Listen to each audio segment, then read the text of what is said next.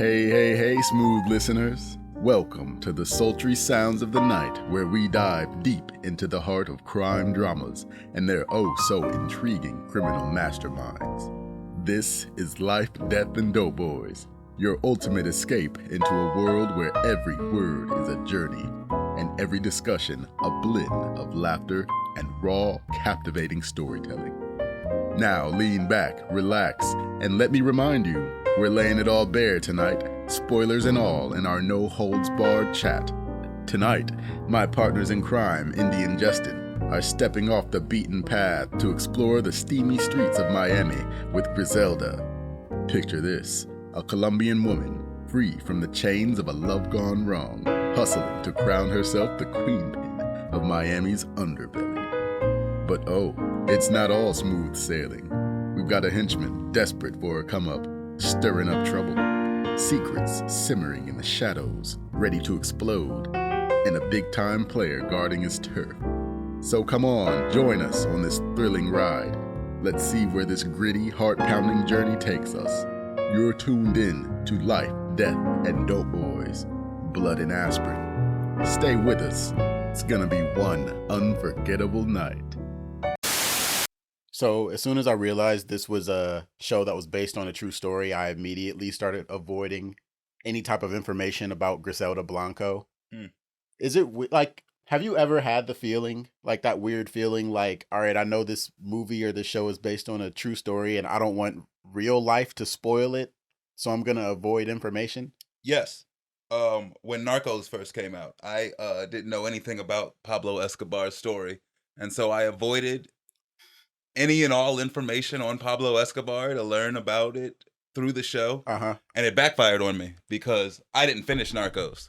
So to this day, I don't know how or when Pablo Escobar died. Really? I'm assuming he got shot in the 80s, 90s. I have no idea. I never looked into it because I was gonna watch Narcos to find out, and then didn't finish Narcos. You don't want real world to spoil you? For all I know, Pablo Escobar is still alive out there somewhere. No, you know that's not true. Spoilers, he dies. Fuck! Rest in peace, Wesley Shepard. What business experience do you have? Oh, I smuggled cocaine for a decade. Please. All right, I guess that's the end of this talk. Yeah. Really? Oh, yeah. Is it like that? This whole, hey, we gotta leave the house right now, but there's a child taking a dump. It's every day of my life. Even if she said no, it would be like, how does that help you? Does that make you feel better? Yeah. This attractive woman bumps into you and then gives you drugs just for the hell of it. Hell yeah, it's a good fucking night.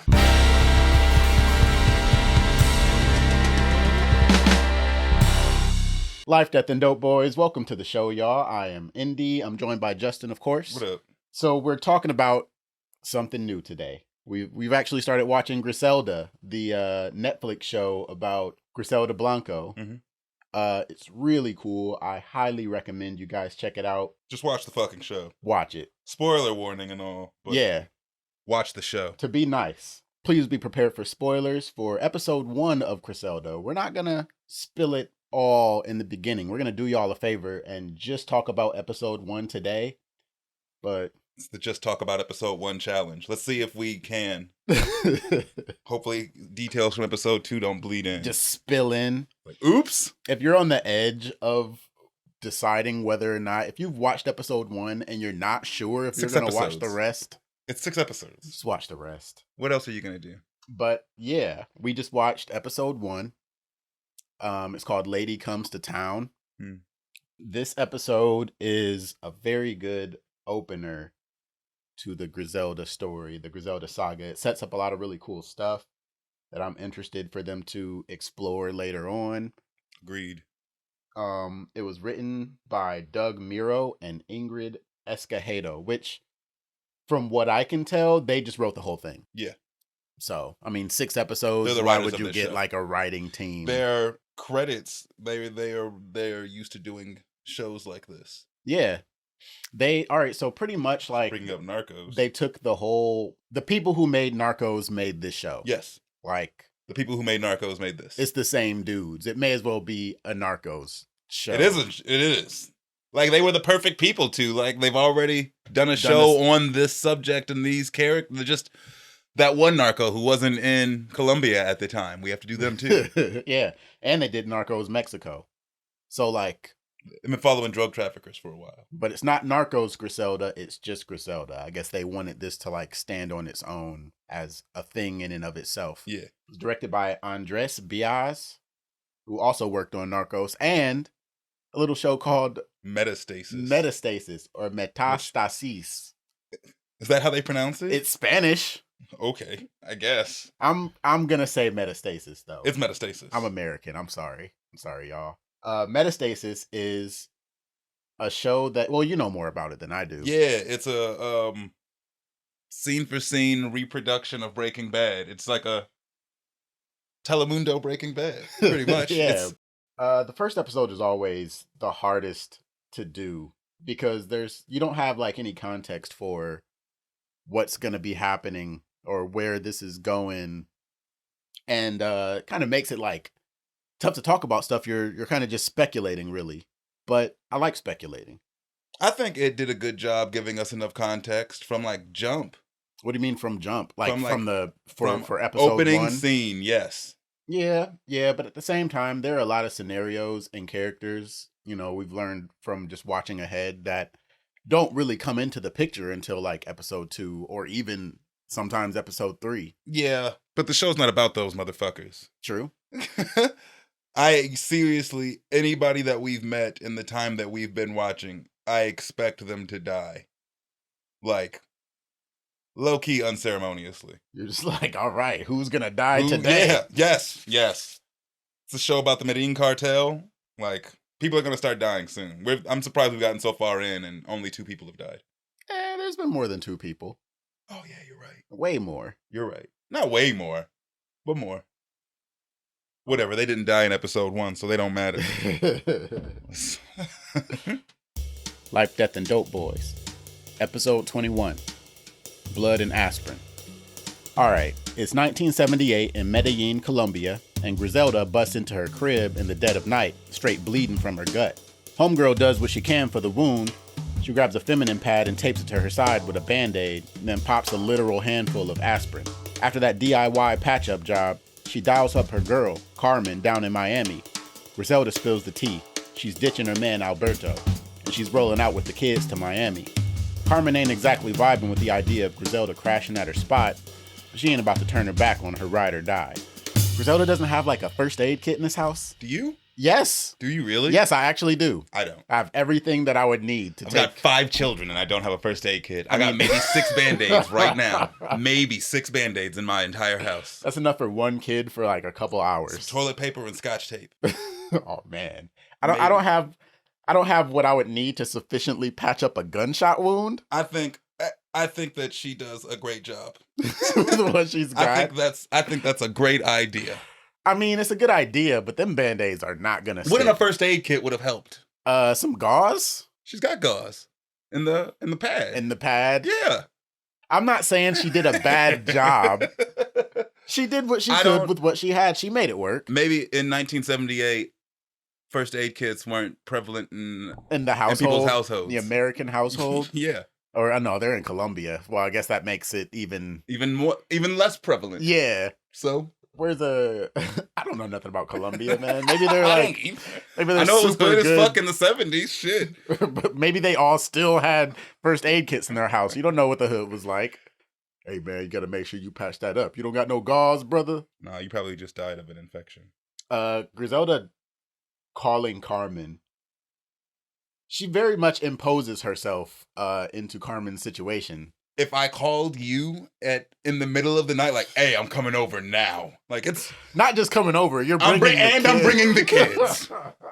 Well, obviously something's wrong. I guess you'll explain when you get here. I think she says that too. She's like, well, what's going on? It's like, I'll explain when I get there. I'll see you in the morning. She's like, wait. When you get here to Miami? Not just Miami, yo house. I think that's why it's such a shock to her. Because she's so far away already? Yes. But I think there's some like underlying context in the situation. She tells her that she's leaving Alberto, and Carmen kind of just knows what it is at that point. Because it turns out Carmen had to do the same thing. At least similar. Maybe not the same thing. At least similar. She was dealing with some sort of something, and she decided to leave her dude who was in the drug trade. And I think she moved from like New York, though. Mm. And then getting the kids out of the house. Just wait until you have some little youngins of your own. Really? Oh, yeah. Is it like that? This whole, hey, we got to leave the house right now, but there's a child taking a dump. It's every day of my life. Already in the bathroom. Like, Yeah. not even... Yes. He got up and was like, oh, we're leaving? I better poop first. Yes. Poop at the airport? Nope. I don't know. Nope. It's got to be the youngest, too. Got to poop before you leave the house. You never know where you're going to end up, where you're going to be. I like that they, like, kind of immediately characterize the kids, though. Yeah. It's pretty dope. But they are some complaining-ass kids. I mean, you got woken up in the middle of the night and told to get in the car because we're going to the airport. Fuck all that. I'd have complained, too. Fuck this. We're moving to another country. I'm I'm complaining. have passports? Like, I'm how did complaining. Do you think they have, like, visas or something? Like, how... I have no idea. The Again, 70s? this is the 70s. Maybe you just jumped on a plane. We just need a dude from the 70s to come in right quick and be like, yeah, people can, that was just a thing. It might have been, dude. Borders Think about how were just easy open. all the shit that we've ever seen about how easy it is to smuggle drugs on a plane. Like, there must have not been very much vetting of fucking airplane Anything. passengers whatsoever. You just Yeah. showed up with a ticket like it was the fucking bus. And now you're going to fucking Colombia. I don't know. Maybe it was just that easy to get into America. Nobody questioned it watching Scarface. Yeah, My dude just came in on a boat, yeah. started wreaking havoc. So, yeah, maybe it was just like way less strict. Like maybe immigration was a lot more lax back then. Or at least airline travel. Griselda is played by Sofia Vergara of Modern Family fame. She's the reason I watched the show. Yeah, she was the best character on Modern Family. She acted so well.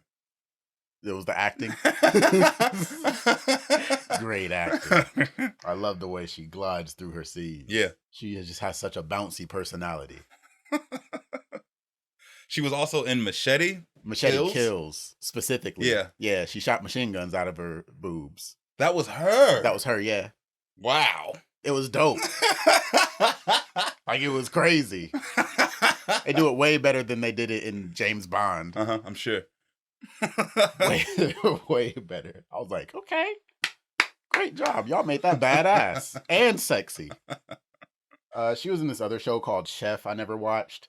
Never even heard of it. I did want to just bring it up just to let people know she's been in a lot of stuff. Like, she's not, for a lot of people, myself included, she kind of just disappeared after Modern Family. You know, I haven't really heard of anything that she's done. But apparently she was a big part of getting this show made. She's one of the executive producers. Yeah. Like, she was campaigning for them to tell this story specifically. Mm-hmm. And so on some, like, Dwayne "The Rock" Johnson wants to be wanted to be Black Adam. Yeah. And so he just made it happen. Yeah.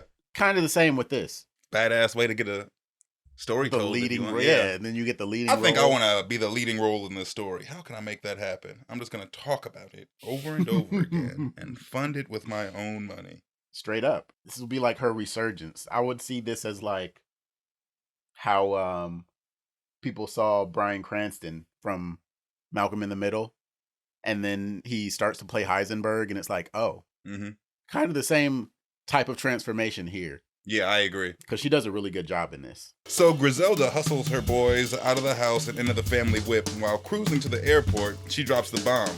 Her and Alberto are splitting up. After a flight and a quick ride, they roll up to Carmen's crib, and Carmen hooks them up with a room in her spot. Griselda tells her kids not to sweat it, because she's going to secure them a fresh new living situation real soon. And she's better. Yeah, right? They're living in one room.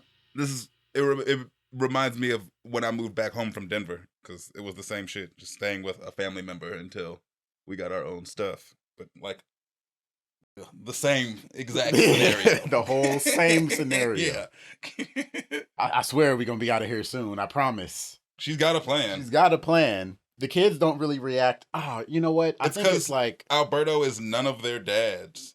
How many of these divorce scenarios do you think the kids have seen? Especially the eldest one who, like, doesn't give a fuck. I don't know if... I don't know, because obviously, you know, they have an actual father. We don't know if he's dead or divorced or... They all might have different dads. For real. All we know. For all we know. That eldest has probably seen all sorts of bullshit. The oldest always does. All sorts of bullshit. I mean, you know, we do learn that she used to be a prostitute. Yeah, but I think that was pre her kids completely. I'd like to... Really? I don't know. The oldest kid looks like he's like 18. Yeah, you're right. And then how long... I think she had been selling drugs with Alberto for like 10 years. So because that's what she tells Amilcar at the end. So... He may have seen some shit. Who knows? Damn, I was going to say some spoiler shit for episode 2, but I caught myself.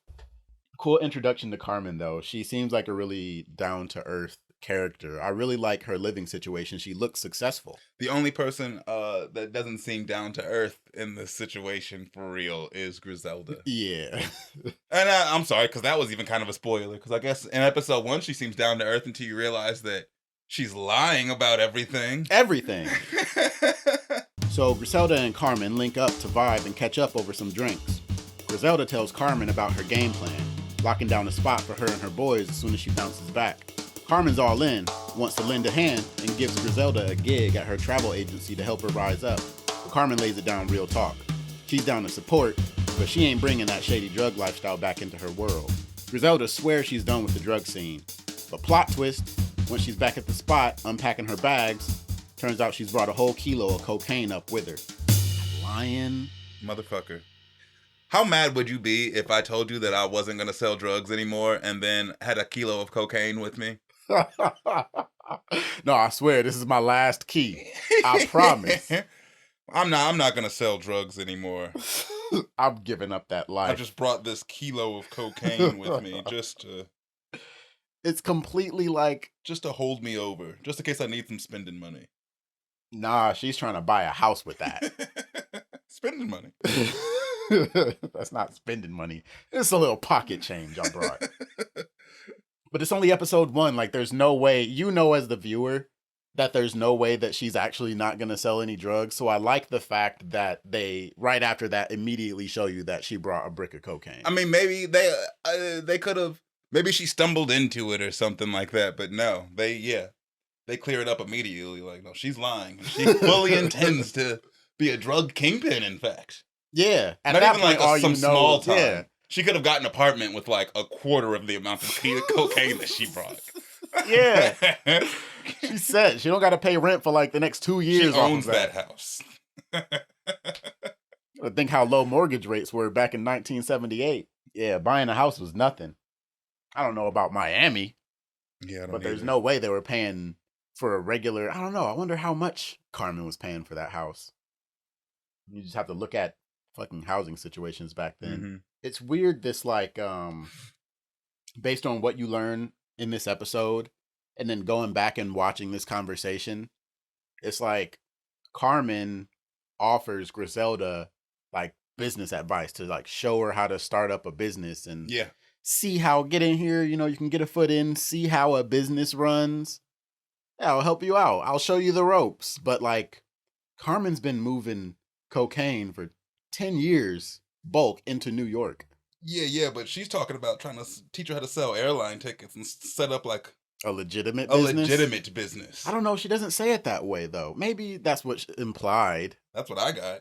She's trying to teach her how to set up a business. We all know Griselda knows how to smuggle drugs, but you can't put that on a resume. Yeah. She's trying to show her how to start... apply for a business loan with it. Yeah. What business experience do you have? Oh, I smuggled cocaine for a decade. Please. All right. Well, I guess that's the end of this talk. Yeah. I'm going to call the police now. I'm afraid. That's where I won't tell. Just get out. Get out. Griselda dials up her homie Arturo back in Colombia. He lets her know that Fernando is clueless about her location, but has folks on the hunt. Griselda lets him in. She made it out with a kilo of that white gold, and she's thinking about setting herself up in the States. Arturo hits her with the reminder that the Mutiny, a nightclub, is the spot to go for scoring buyers. But he ain't just handing out free game. He gives her a word of caution. Homegirl needs to watch her back, because she's flying solo in the States, with no crew holding her down. Arturo is played by Christian Tapan. I believe that's the way to pronounce it. I hope I'm right. He's been in a couple of other shows that I've been looking at, specifically The Great Heist. Like, I already have that show like on my list for us to do at some point in the future. And then I looked up this actor's credits and I'm like, oh, shit, like that's him. Yeah. It's pretty cool. But he also played Pablo Escobar. Yeah. And that's the role that probably got him this job. Yeah. Back in a movie called the Pablo Escobar, the Drug Lord in 2012. I don't know, man. I feel like maybe Money Heist might have helped. That definitely helped, but Money Heist was produced by Netflix, the same as this show. Oh, so yeah, that for sure helped. And it's more recent. Yeah. But it definitely helps that he has experience playing in this very specific niche. Yeah, I agree. We should check out the Pablo Escobar movie sometime. Yeah. Maybe when we're doing Narcos. That would be a good idea. Yeah. This scene also reveals that selling drugs was her plan the whole time. Yes. That whole getting out of the drug game shit was some bullshit. It was from the day one. Yeah. That was some bullshit. And so everything that she says to Carmen, at least, is a lie. Even like the whole, because it's like, all right, you can still kind of believe that she doesn't want to sell drugs anymore. She just sees this as a good quick come up to get her started. But after she talks to Arturo about setting up her own thing in the States, there's only one thing she can be talking about. I agree. She's trying to set up a empire here. Mm-hmm. I mean, it's a good plan. Is it? Yes. She's already been dealing with cocaine for the last 10 years. She has it on deck enough to grab a key like it's nothing. It's a good plan. I need money. I already know how to do this. I have a key right here. A lot hinges on her being able to find the right buyer for that key, though. These shows always make it seem so difficult to sell drugs. But like, in this and Breaking Bad specifically are the two that combine. You're dealing with like highly addictive substances that everyone that does them wants. Yes. Especially with cocaine, because meth is like, it's meth. Yes. Tweakers and stuff. Everybody does cocaine. It's the 70s. They're in Miami. Everybody does cocaine. Like, the fact that it's ever even a difficult, like, it's crazy that there's ever pushback in this situation. Well, it's because she's not looking to sell her product to the end user. She's trying to find a distributor. Even then, it's crazy to me that it's like, try this cocaine. Oh, it's the best cocaine you've tried? Way better than what you're already selling? Like, why at that point? That sounds very sound if you're talking about regular business, but this is a violent industry. You have to, like, be very careful about the kind of moves you make and the type of people that you betray. Getting a new supplier isn't as simple as, like, deciding on who's going to ship your shit, UPS or American Postal Service. I guess that's true. It's... Imagine if UPS got pissed at you and wanted to kill you for using USPS. Yeah, threatened your family's lives. I guess that's a valid point. For it to be hard, if her plan was, I have a kilo of cocaine, I'm going to sell it in the streets and raise the money over time for what I need in order to make this thing shake, then I think it would be less ambitious. More dangerous. Potentially. Stepping on somebody's toes, selling in somebody's territory. Not if she got the... Watch the show, people. Please watch the show. We're going to do like the first half of it spoiler free. Episodes 4, 5, and 6, we're going to tell you everything. I don't know, man. It might be bad for episode 2. Everything. That night, Griselda rolls up to the mutiny with that kilo of Colombian magic in tow. She stashes the goods in her ride and struts into the joint rocking the mob wife look, and spots this dude Johnny indulging in some snow in the VIP area. Accidentally on purpose, she spills her drink on him, and he hooks her up with another drink as an apology. As they chat over the drinks, she works her charm, convincing Johnny to take a little taste of her stash. Now that she's got his attention, she gets him to hook her up with his boss, this big shot, Rafa Rodriguez, aka Amilcar. She pitches her offer, a kilo for $25K, but Amilcar is not playing small ball. He's all about them big stacks, so he boots her out of the VIP, throwing Johnny into the mix like a bonus nobody asked for. Tough break. Arturo's advice was really good advice, though. Griselda is all by herself out there. Yeah. She's combo in the corner. Yeah. She could easily be robbed and murdered, and no one would know. Yeah, it would be inconsequential. Yeah. Essentially. I don't know. I'm not surprised at how aggressive she is about making this thing happen. But at the same time, you would think that she found some protection like first and then At least bought herself a gun. Yeah. Just to have. Or like got a guy. You know what I'm saying? Like find yourself a dude. Like she recruits Chucho later. It almost seems like she should have recruited somebody before she went to the mutiny. Yeah, maybe, but I mean, I think that's what she tried to do once she got there, and it backfires. You thought she was recruiting Johnny? Yeah. I think that's exactly what she was trying to do. Yeah, I don't know. It's hard to be able to say whether or not she should have been more careful when the things that she's doing all work. Yeah, straight up. Very little pushback. She gets pushback in this episode. Did you notice that Johnny never stops kicking it the whole time they're in the... Johnny's having a good time. He is... I'm happy for him. You gotta think. He was already at the club kicking it. Like this, they're at the club. Yeah. He's already high on cocaine when he meets Griselda, and then she gives him more, better cocaine. Like she's just... Really, yeah. Imagine, you're at the club kicking it, and this attractive woman bumps into you, and then gives you drugs just for the hell of it. Hell yeah, it's a good fucking night. I'm having a good time tonight. Best night ever. This is dope so far. I wonder how this is gonna go. Johnny definitely does not help the deal happen at all. She shouldn't have brought Johnny. I guess she had to, though. There was no other way for her to get back into the VIP area. Johnny's high on cocaine. He looks like he talks too much anyway. Yeah, he's like triple high. Yeah. And it's like, I don't know if I'm going to take it. Like, I try to control the situation, too. I just met this woman. I have no idea what she's going to say to my boss, who would probably kill me. Like, you got to know your boss well enough. Like, yeah, I don't know this. I just met this lady. Like, what's about to happen? I need to try to get ahead of this before I get shot. Yeah. Look, just try this, man. Just try this. Like, spills cocaine on his suit. Yeah, him trying to do the talking does not benefit the situation even in the slightest. Nope. Your impression of Johnny at the beginning of this scene and your impression of him by the end of it is like... I think it's like when he does the cocaine, it's like he just discovered fire.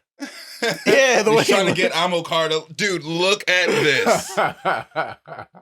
Please. Nah, man, ain't nobody fucking with that bullshit. But yeah, Griselda essentially goes straight to the top of the food chain. Yep. Like, she's not interested in small fry at all. No. At this point in the show, I'm still trying to decide how I feel about Griselda. Word? Yeah. Like, you can kind of gel with her motivations, American dream, all that kind of stuff.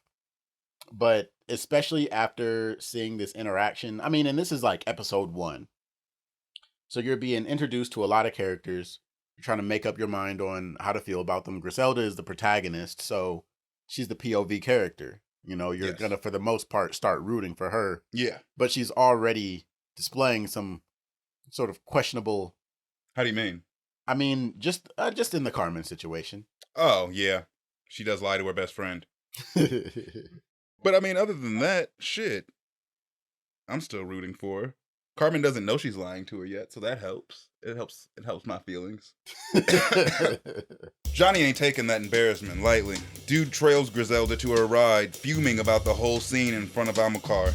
He steps up, pulls a piece on her, and demands she cough up the stash in her trunk. Homegirl hands it over, trying to keep it cool, but Johnny ain't done. He throws a nasty punch to her gut, laying down the law. Never set foot in the mutiny again. Griselda, bruised but not broken, heads back to Carmen's spot. She sits, holding Ozzy, who tells her he misses Alberto and his fish. Griselda should have hit that dude with her car. Yeah. I don't know how far away from the actual building they are, but it really... It looked like he had a pretty, lengthy he had a little bit of a back. walk. Yeah. She should have hit him with the car. I would have hit him with the car. Just pull out the car as a weapon. You should have shot me, motherfucker. You made a mistake. And you're walking away with my drugs. Yeah. That's a kilo. That's $25,000 that you just stole from me, and then you left me with a bigger, more dangerous weapon than you have. No, this is definitely gonna... I mean, the car might take some bullet holes, but... I would have hit that motherfucker with the car. And you gotta do something. At this point, I'm wondering, like, what's Griselda gonna do? Yeah, it's bad. Like, she just got robbed. Story's over. Yeah, roll credits. It's over. Your average person, that will be it. I did underestimate Johnny, though. I think I overestimated Johnny. Really? I didn't expect him to do some shit like this. That's what I mean. Okay. I guess, I don't know, is that overestimating? You overestimated, like, his character? Yes. No, I underestimated how much of a threat he represented. Okay.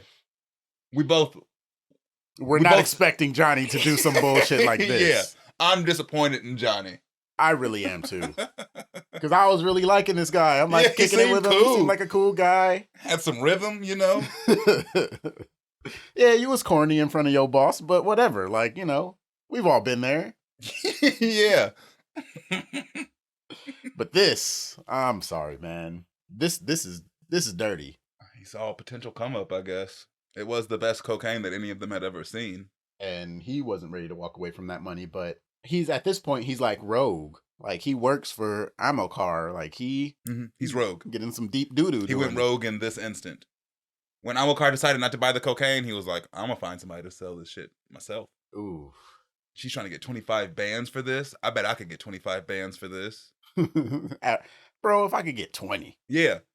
This bitch is trying to get $25,000 for this brick of cocaine. I'm going to take it from her. Yeah, you're sitting there listening to the conversation. Yeah. This bitch is insulting me and telling me about all the money that she has in her car right now. Oh. Yeah, take him with you. No. No. He can stay. He can stay in here. In fact, you walk out with me.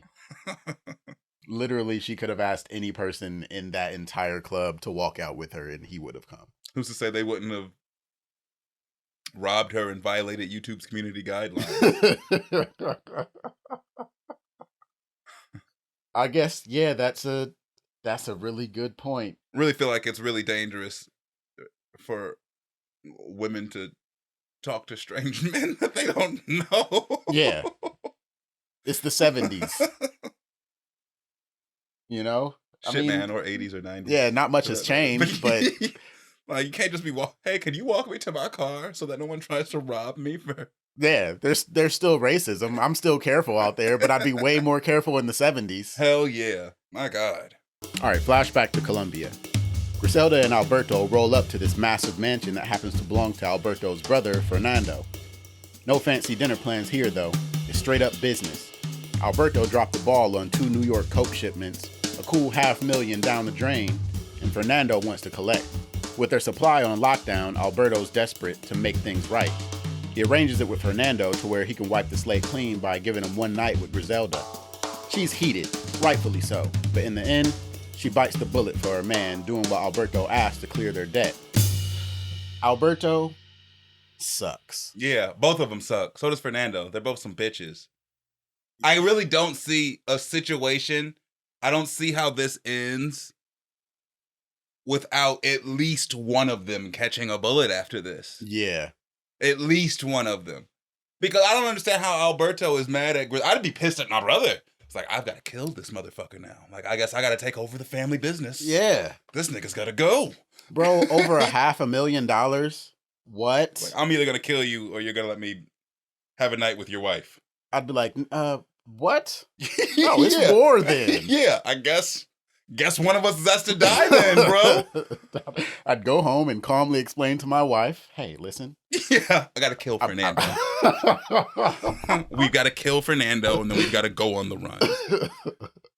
Griselda goes on the run anyway. Because, like, you're going to explain to her, she's going to be like, what? Why? And then you explain why, and it's like, okay. We got to kill Fernando. Okay.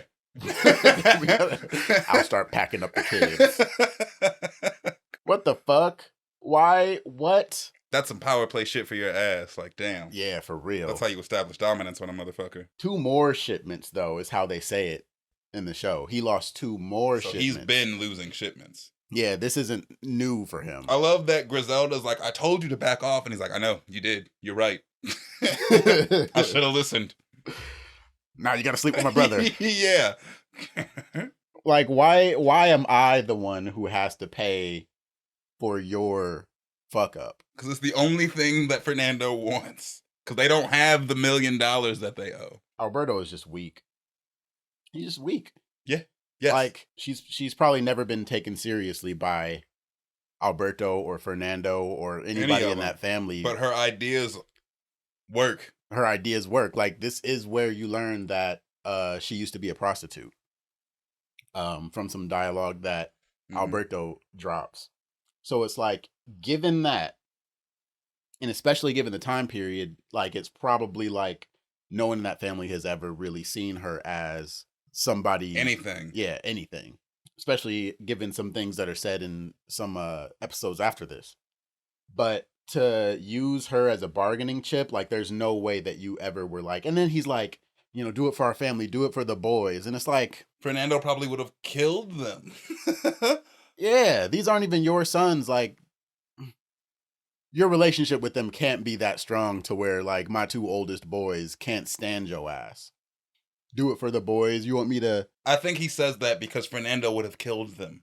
All of them. They owed him money. I think Fernando would have killed the entire family. It's really like, either I get to have sex with Griselda or I'm going to kill all of you. It probably is. Yeah, it's like not so much just about the debt. No, that's probably why she goes through She's with it. literally saving the family. That's what I got, at least. Yeah. Alberto seems like way too shook for this to just be over some money. Griselda's on a mission.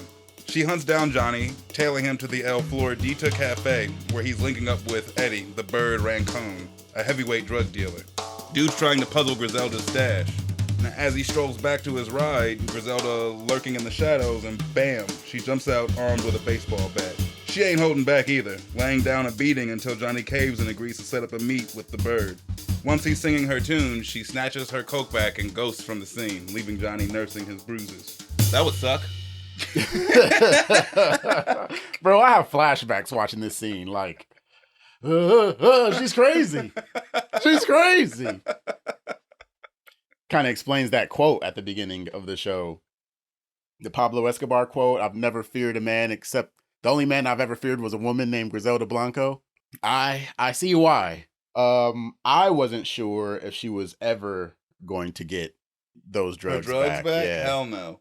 And it's hard to say some stuff like, in the real world, this would have never happened because this is based on a true story. I wonder if it actually happened like this. Because, like, how did she find him? Yeah. She had to have just been, like, stalking this motherfucker. Batman level tracking skills. Yeah. Like, this might be a couple days after that all happened, because she would have to tail him enough to know what he's driving and then follow him. He hasn't, it couldn't have been a couple days, and I only say that because he hasn't sold any of that cocaine yet. It's still a key. Yeah.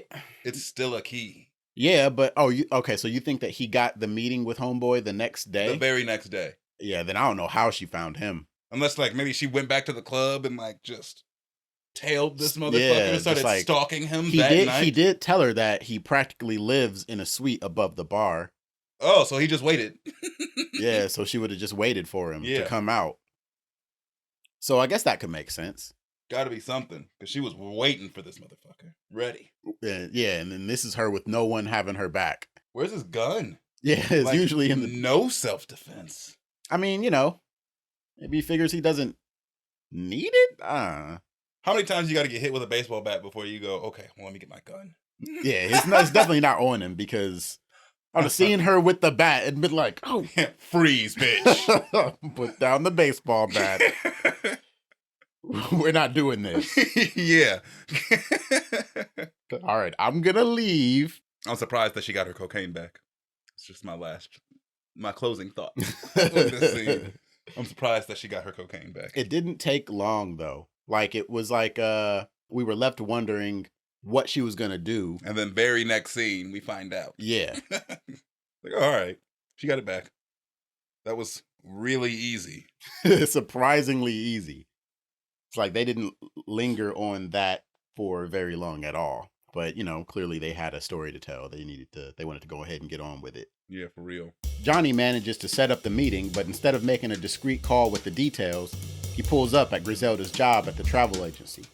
Carmen, just strolling in, catches them in the act, and Johnny obnoxiously lets it out about Griselda's side hustle in the coke game. Carmen's beyond furious, and she drops the hammer. Griselda's out of a job and on the curb. She's gonna need a new place to crash. I don't blame her in the No, slightest. I don't either. Griselda's I'm bit trying of to a get away bastard, from the like, drug game. You told me you were trying to get away from the drug game. I'm thinking we're like, okay, we're in the getting away from the drug game club. Yeah. You had no intentions on getting out of the drug game. And then even in this scene, like, Griselda's trying to tell her, no, it's just this one key. It's just gonna be this one key. It's like you got caught in your lie and you're doubling down on the lie. And revealing some shit that Carmen didn't realize. I love how Carmen, you have a key? In my house? I thought you were doing like little bags. Oops. A key of cocaine? You could beat someone to death with a key of cocaine. Put it in like a sack. Yeah. That's a lot of cocaine. Yeah. Kicks her to the curb. It's like, nah, you're not going to use your sob story to change my mind. She's the wrong person to try to give that sob story to, in my opinion, just based on her own experiences as well. I'm sure she feels bad for Griselda. Like, she obviously cares about her friend. She said she apologizes for this. I don't know if Griselda feels bad, though. I'm sure she feels bad for upsetting her friend. Yeah. But that's like the long and short of it. That's the long and short of it. She'd do it again. She doesn't feel bad. She'd do it a fucking again. She doesn't feel bad about sneaking the cocaine into Carmen's house. She feels bad for that Carmen feels bad. Yeah. That's it. Oh, the does your boss know what you're doing scene from when she was beating Johnny with the baseball bat. It's crazy that gets flipped on its head. How the turntables immediately. Yeah. Because it's like, oh, word? Does your boss know what you're doing? What would she do if she found out? You're saying shit that foreshadows your own fate. Doesn't Johnny say that exactly to her, too? No. Griselda says that exact thing, too. Doesn't he? What does he say back to her when Carmen catches them? What does he say back exactly? Oh, this is your boss. Okay. And it, like, pops right in his head like, oh. Okay. Taste of your own medicine. I ain't got no baseball bat, but... You fired, bitch! See you later. Griselda hits up the breakfast spot, linking up with Chucho, the Colombian utility worker she vibed with on her lunch break and the first day at Carmen's gig. She lays out the plan, asking him to be her muscle for a crucial coke drop going down at the Floridita. As night falls, Carmen hooks them up with a rental and Johnny plays escort, guiding them through the cafe to a back room where they meet Eddie. Griselda's dropping some serious talk that catches Eddie's attention. Impressed, he seals the deal, copping her kilo of coke for a cool $20,000. Looks like Griselda's back in the game, making moves and leaving a mark at Floridita. Gotta give Chucho. Yeah, give Chucho his love. He didn't get a proper introduction. He got like the scene earlier where Carmen goes on lunch. Not Carmen, Griselda goes on lunch. And he pops up wiping the table off. His boss is being like a complete asshole for no reason. Racism. Probably just racist. But yeah, like he's introduced as this character who, like, he's got nothing to lose. He's kind of working this bottom of the barrel job, cleaning up at this cafe. And he's also Colombian. And he's also Colombian. It's how they link. Yeah, that's like their bond. Mm-hmm. But you're like, okay, she gets him suited up, booted, gets him strapped, and it's like you're like, all right, like he's gonna be the guy. Like Chucho's gonna be the dude. He is. He's the dude in this episode. He gets something done. Hey, he saves Griselda's life. Just moments from now. Griselda is also trying to teach him how to do it. Yeah, I caught that too with the whole making him wait in the car and open the door for her and stuff like that. Yeah, she's like, this is how you do this. Like, look scary, look intimidating. You got a gun. It's like she's teaching him how to be an enforcer. She's trying to like get him from the ground up almost. Mm-hmm. She doesn't tell him to hit the gym though, because you don't need to lift weights if you have a gun. Do you? You need to flex while I'm shooting you in the face. I don't know, bro. This next scene we're about to talk about probably proves you wrong. Hey, I think it proves me right. I like how this deal goes down though. It seems like they are portraying all of the cocaine bosses so far as like very charming individuals. Even Amilcar. Mm-hmm. The bird is obviously like a little bit more. And it's like they're all like tickled that this lady is doing this. But She's like a novelty. ain't that crazy? Hey, because I feel like the stuff that she says to him in this scene, like if a man said it, then he would. Yeah, they'd have been fighting. Yeah, She was insulting. he probably would have had him killed. And then the weird stuff, like, hey, touch my nose. It's like, all right, sure, maybe you have a weird fetish about your nose. It's the biggest part of your face, I guess. Yeah, whatever. But that's not some typical drug business meeting stuff. All right, bro, now that we done sealed the deal. Stroke my nose. Come on. Touch it. You've been here before. You know what it is. But yeah, that's definitely atypical of a drug deal. There was a lot of stuff going on in that meeting that wouldn't have happened. Weird. It was a $high drug deal. Yeah. Stroking noses and shit. Nose stroking. He's mostly respectful. Yeah. He's nice about it. Yeah. Excuse me. The dance is, pretty I was charming. waiting for shit to get weird. Yeah. Like dance. Like, oh boy, here we go. But like she's feeling it though. This is about to be weird. But she's feeling it. She likes the dance. She seems like, sparks are starting to fly. Maybe they're going to have a thing. What you think? I feel like it's maybe like... She's like, oh, this big nose motherfucker wants to dance. Great. Yeah, right, she takes a moment to look deeply into his eyes. She looks like she's eating shit right now. She's starting to regret touching his nose. Look at that look on her face. It looks like she has a mouth full of goat shit. I don't know, man. He's a nice enough dude. I think after the whole rub my nose thing, that was it. Like, all right, I'm ready to go now. It's definitely less than what she was trying to sell it to Amilcar for. You think that situation kind of like... No, it isn't. She says 25,000 to the bird too, and he counters with like 17 or 18,000, and then they talk more, and then he pitches 19,000, and then she stands on 20,000. But earlier, when she was talking to Amilcar, she tells him that she'll sell it to him for 30,000, but for the cop's kid, 20,000. I'll give it to you 25. for 25. Yeah. So 25 was a discount. Or that was just her talking out of her ass. Possibly. Just trying to get the best price possible, waiting for a counter offer. Mm-hmm. That's also possible. They seal the deal with a dance, vibes on high, as Griselda and Eddie lock in their arrangement. But just as things heat up, the party crashes hard. Amilcar's hitman storms in, leaving chaos in his wake. Johnny and Eddie catch the worst of it, meeting their end in a hail of bullets. Chucho takes a stab, literally, but he fires back, and the hitman collapses on top of him. In the aftermath, Rivi, one of Amilcar's enforcers, strolls in and swipes the kilo of coke off the table. He drops some advice. Griselda better bounce. Once he steps out, she doesn't waste a second, making her exit. Chucho, still standing, figuratively, shakes off the hitman and follows her into the night. I'm so glad Chucho survived. Me too. He didn't deserve to go out in this scene. Right. I'm glad that Chucho got a gun. Yeah, because without that, it would have been over for him. Yeah, nobody would have survived this. Nobody would have stopped that guy. No. He would have... I'm glad that this dude does something, because the first time you see him, it's Johnny saying some like ignorant ass him, shit to him. Yeah. Because he moves. But then you see him later and it's like, oh no, he could have fucked Johnny up. Yeah. You get shot like 4 or 5 times. Yeah. In center mass. Yeah. And doesn't slow down. But how do you think that Amilcar got wind of the deal in the first place? Johnny's stupid and mouthy, and I don't think that the bird is the first person he showed this cocaine to.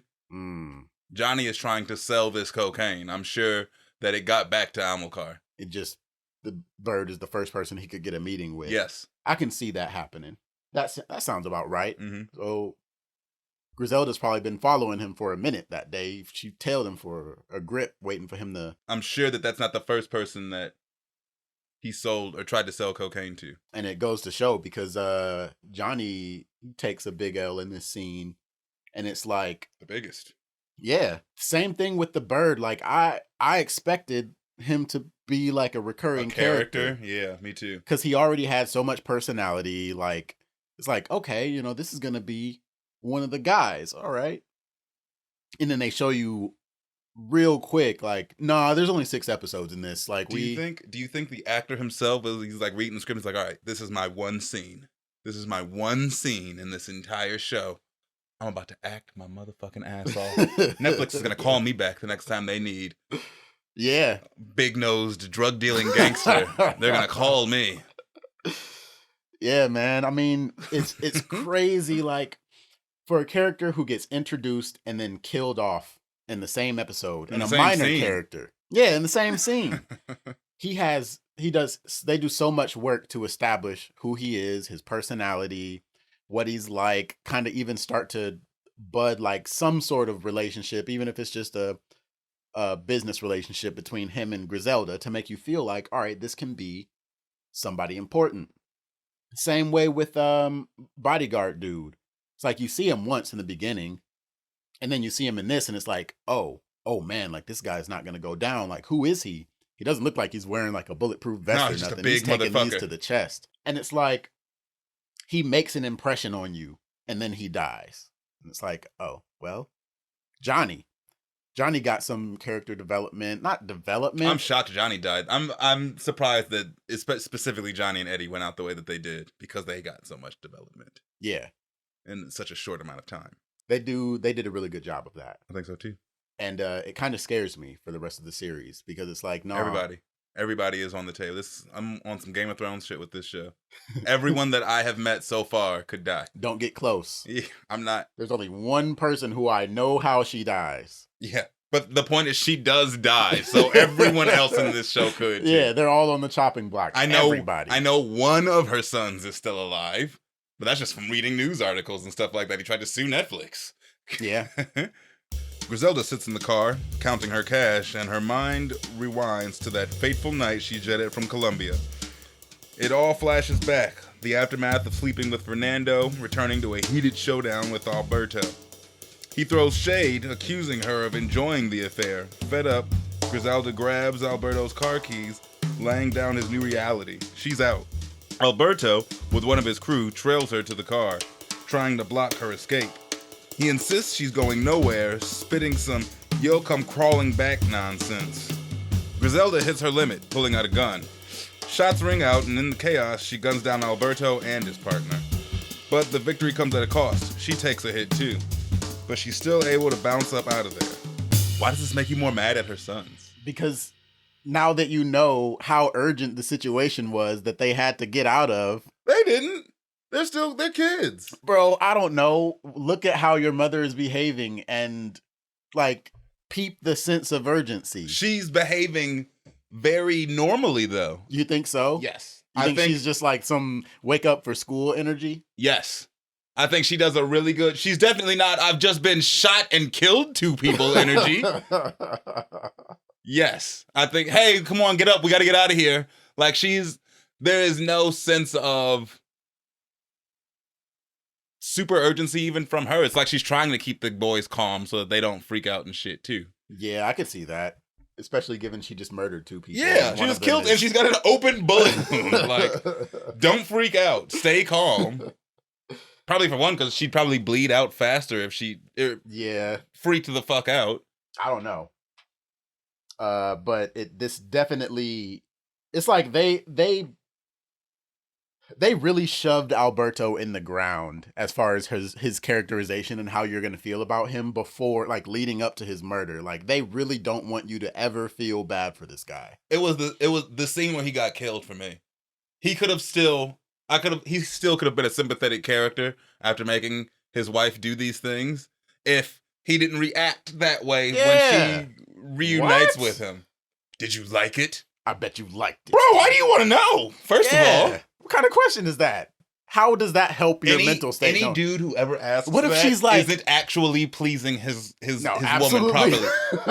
How does that help you? Does that make you feel better? Yeah. Does it make you feel better that you made her do this and she didn't enjoy it? Such a weirdo, man. But it's like, by the time Alberto takes that bullet to the face, it's like, all right, when is this nigga gonna get shot? Yeah. So are you gonna kill him? You're gonna kill him? You're gonna kill him, right? And the look on her face, like, it's blink and you'll miss it. Because the shot of her taking the gun, like, and pivoting it around to his bodyguard dude is so, like, short, but she's like smiling. She's enjoying herself. Like, she killed Alberto and immediately is like, oh yeah, I'm killing you too. And if you pause it, which I did, when the light flashes from her gun, you can see this like Joker ass smile on her face. Maybe that's just the way her face is shaped and stuff. I think the makeup Bro, doesn't help either. I'll show you after Show this. me, I mean, please. I've already shown them. You should have. Oh, did you? Yeah. All right, so I'll see it when you post the video. Okay. I'll see it. I can't wait. Back in the present, Griselda strolls back into Amilcar's joint, covered in Eddie's blood.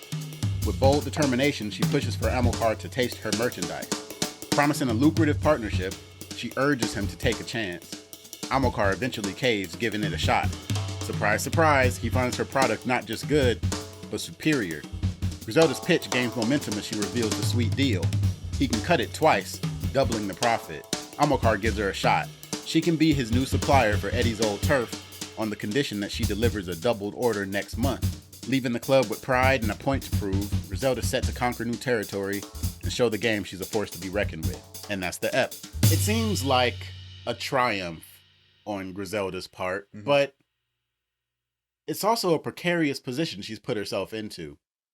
Because we don't know how she's gonna... Reminds me of Walter fucking with Tuco for the first time. Yeah, where he like doubles the order or something and has no nothing. means to make this. How are you gonna make this happen? Yeah. It's like, can you even fulfill the order? Now, we did see her call Arturo in the beginning of the episode, so we understand that she has a connect, but she's making promises before she's able to like really set that up.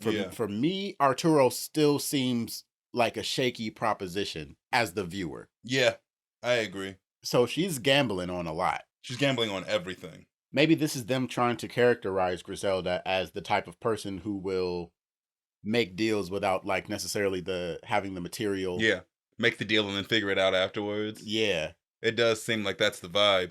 Seems like a really dangerous way to do business, though. Yes. She's got all these good ideas. Eventually, one of her ideas is not going to work, and this is all going to backfire. For all that we know, that might be what ends up happening to her in the first place. I don't know if I would go straight back to Amilcar, though. Nah, he's the top one. And he's the one who just sent those deals. Like, you going to go to somebody else so Amilcar can kill them too? Yeah, that's a good point. Because she just tried to go to someone else other than Amilcar. Yeah. He had them killed. So, Griselda, episode 1, how'd you feel?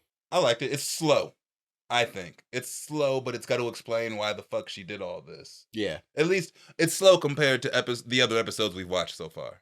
Right. It's the slowest episode of the show. Oh, yeah. But I still like it. I like all the characters. I like Amilcar. He's cool. I don't know, just kind of waiting to see what happens next, really. Because most of this episode was her dealing with setbacks and fucked up shit happening. So if that continues, I really don't see how she becomes this big drug kingpin that she apparently came to be, even though none of us have ever heard of her until this Netflix show. Right. I thought this episode was really good. I was excited for the things that it potentially could set up. The things that it left on the table, like like Fernando back at home, and the fact that Griselda just killed her brother and bounced. Like, all right, that's definitely going to come back up again. I'm excited for them as antagonists. Right. Griselda and her connection with this Amilcar guy, I'm like, all right, that's going to be really interesting to see how she's able to move through that. I was excited about learning more about some of the characters who were kind of introduced briefly. Like you get to see them a little bit, but they don't really flesh out yet. One of the big ones is Rivi. I'm like, all right, he can be pretty tough as a character, but the main one for me was Chucho. Yeah, I agree. I was like, all right, what are they gonna do with this dude? Like, he's gonna die. I don't know that for fact, but my heart is telling me not to get attached to Chucho.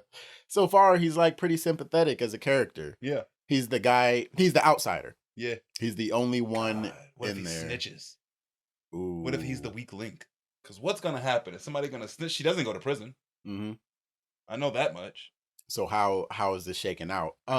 Also, Carmen was a really interesting character, and I'm looking at this like, all right, is she gone? Like, is this the last that we see of her? Will we see Carmen again? But I liked her as a character as like from the fact that she kind of juxtaposes against Griselda. You know, she's in the like she shows you what things could have been like, what she could have gone and done with her life, because it's not like Carmen is living like in ruin, like no, she's living paycheck pretty to comfortably, paycheck. it looks. Yeah, she She's owns got her a own business. Yeah. And it's like, no, she's successful. I like that Carmen is a supportive friend. She's supportive while also condemning completely what Griselda's doing. Yeah. I like that. And then she stands up for herself at the end. Yeah. Like, She's like opposition, but she's never not a friend at the same time. yeah. And you don't really see that often in shows and stuff like that. At least, and they're still sympathetic, because the same could be said about like Walter's family, where they are supportive. Skylar is supportive. She just is condemning what Walt is doing. Yeah. A little bit differently. I think Carmen and Skylar from Breaking Bad are characterized way different from each other. Yeah. Carmen is way easier to like. And she has a much more like sympathetic story. Like, you understand where Carmen is coming from. She got out of this, like, we don't know that it was abusive, but there are some undertones in their conversations that it could be contextualized as Yeah. such. Yeah. And then like she left New York, came down to Miami, started her own thing, and she's doing pretty well at it. And here comes this bitch from Colombia. Right. Getting like, it's like, bro, like I did all this and I got to where I am without having to dip into what you're looking at. You're sitting here telling me like we haven't had clients, and what did she say? We've only had like 3 clients this week. Bro, it could be the slow season. Like, you don't know. You worked for her for a little bit of time. We've seen what Carmen built.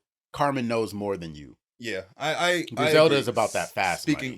Speaking specifically from Carmen's perspective, I agree with you. But yeah, Griselda ain't got time for no fucking 9 to 5.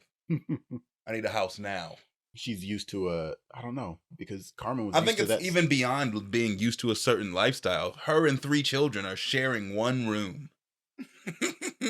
It's beyond being used to. I'm used to any lifestyle that isn't me and 3 other motherfuckers sharing this bedroom. Yeah.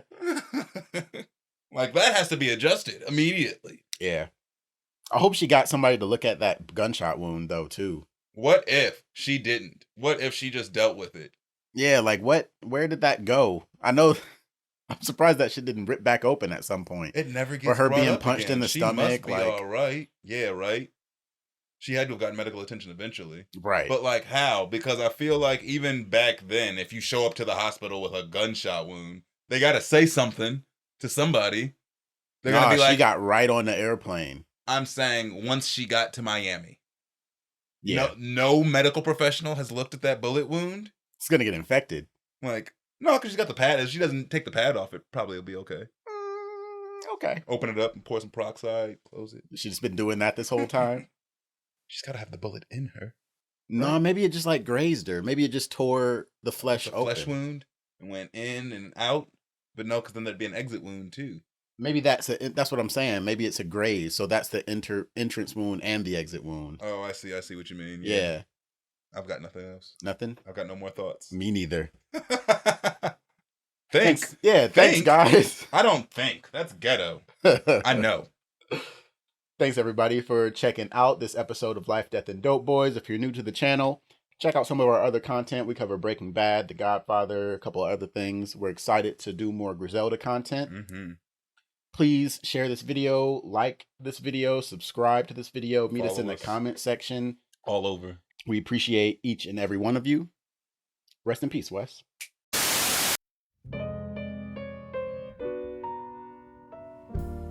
And just like that, another episode of Life, Death, and Dopeboys winds down under the velvet sky. Tonight, we rode the waves of Griselda, where dreams crash with reality in the steamy heart of Miami. Carmen, You try to help your friend, but remember, sometimes the game's grip is tighter than we think. Chucho, my man, things spiral into a whirlwind around you. Here's hoping the storm calms and the path ahead gets smoother. Oh, and Griselda, queen in the making. Your journey is like a high-stakes game on the neon-lit streets. Your ambition is fierce, but in this world of self-serving players, every move is a gamble. Keep your eyes open, watch your back, and never forget, in this game, it's every soul for themselves. Thanks for joining us on this ride where the night whispers secrets and the city never sleeps. Don't let this be your last ride with us. Keep the story alive and the beats flowing by following our podcast. Stay connected, stay tuned, and never miss a beat of this captivating saga. This is your host signing off, but always here waiting to welcome you back into our world of intrigue and melodies. Good night, stay smooth, and remember, keep your heart beating to the rhythm of the night, and stay safe out there in the neon jungle. Good night, and let the music take you away.